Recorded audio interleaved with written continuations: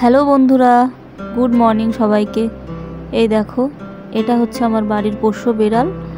এ ঘুমাচ্ছে, খুব সুন্দর করে ঘুমায়, তাই তোমাদের সাথে শেয়ার করলাম একটু। যাই হোক, ওকে আমি ডেকে তুলছিলাম আর গেছিলাম একটু বাজারে। আর রান্না হচ্ছে লোটে চচ্চড়ি। এই রান্নাটা তোমাদের সাথে কোনোদিন শেয়ার করব। যাই হোক, রান্না করতে করতে এই দেখো পাড়ার কতগুলো বিড়াল চলে এসেছে আমাদের বাড়িতে। আর কিটু হচ্ছে তাড়ানোর চেষ্টা করছে। তারপর দেখো কতগুলো চলে এসছে, কি সুন্দর করে শুয়ে আছে লাইন ধরে। আর এই যে খেতে বসে গেছি। নেহার স্কুলে আজকে মিটিং আছে, যেতে হবে।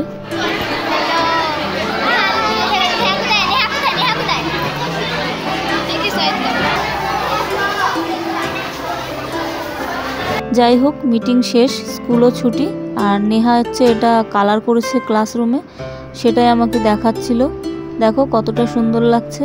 তারপর বিকালে চলে গেছিলাম একটু গয়নার দোকানে। নেহার কিছু পুরনো জিনিস ছিল, সেগুলো দিয়ে এই নূপুরটা একটু এক্সচেঞ্জ করলাম। মানে ওর দিদিমা হচ্ছে ছোটবেলায় ওকে রূপোর মালার বালা গড়িয়ে দিয়েছিল। আমার মা যখন নেহাকে এই জিনিসগুলো দিয়েছিল তখন নেহা ছিল আতুর ঘরে।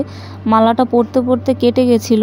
আর বড়দি নেহার জন্মদিনের 5 বছরের জন্মদিনে ওকে নূপুর দিয়েছিল, সেই নূপুরটাও ছোট হয়ে গেছিল।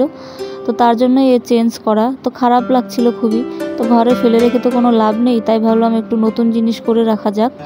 আর এই যে আকাশে রং ধরেছে, কতটা সুন্দর লাগছে দেখো। তাই ভাবলাম তোমাদের সাথে একটু শেয়ার করি।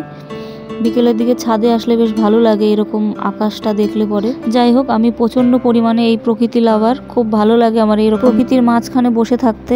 নেহা টিভি দেখছে আর কিটি শুয়ে আছে দেখো।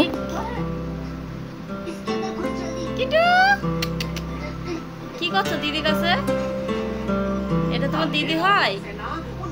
যাই হোক, ওকে বলেছিলাম কিটি তুই একটু ভালো করে পোজ দে, আমি তোর কয়টা ছবি তুলবো। এই দেখো ঘাড় বেঁকিয়ে শুয়ে পড়েছে। ও এত পাকা, তোমাদের আর কি বলবো, মানে সব বোঝে এক কথায় বলতে গেলে। আর তারপরে এই যে খাওয়া দাওয়া করে আমরা মা ছেলে ঘুমিয়ে পড়েছি। আর রাত হলেও এইভাবে আমাদের কাছে ঘুমায়। ভিডিওটা কেমন লাগলো সকলে জানিও। গুড নাইট সবাইকে, টাটা।